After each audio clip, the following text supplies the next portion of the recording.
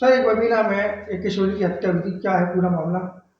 बबीना थाना क्षेत्र में 29/12/2023 की सुबह में एक किशोरी की डेड बॉडी मिलने की सूचना मिली थी।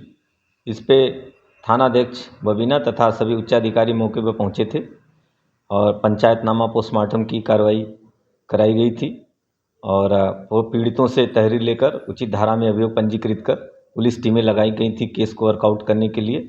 आज हम लोगों ने जो आरोपी है उसको गिरफ्तार कर लिया है, जिसका नाम अनिल है। करीब उम्र इसकी 37 साल है। ये जो मृतका है उसका चाचा है।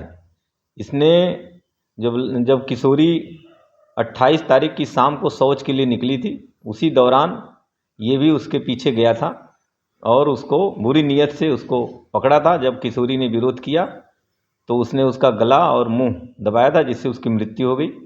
मृत्यु के बाद उसने पत्थर से भी उस पर हमला किया था, जिससे उसके सर में भी चोटें आई थी।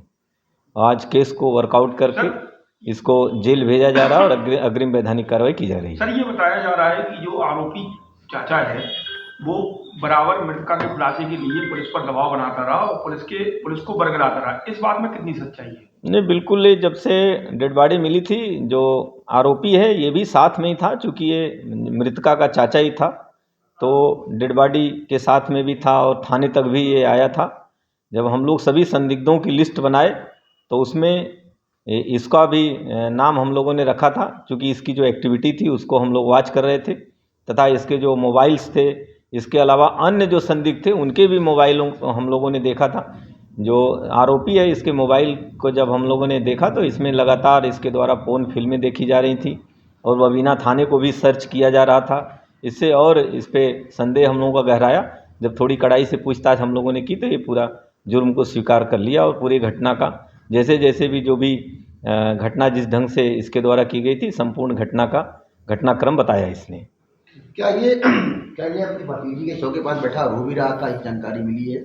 ये मैंने बताया ना कि ये साथ में ही था, लगातार साथ में ही था और इसकी चूँकि ये मृतका भतीजी है तो बगल में ही ये इसका घर भी है। जब ये शौच के लिए निकली तो अपने घर से इसको वॉच करते हुए फिर इसके पीछे लग गया था ये, और मृत्यु के बाद भी ये लगातार थाने भी आया और डेड बॉडी के साथ में भी रहा है।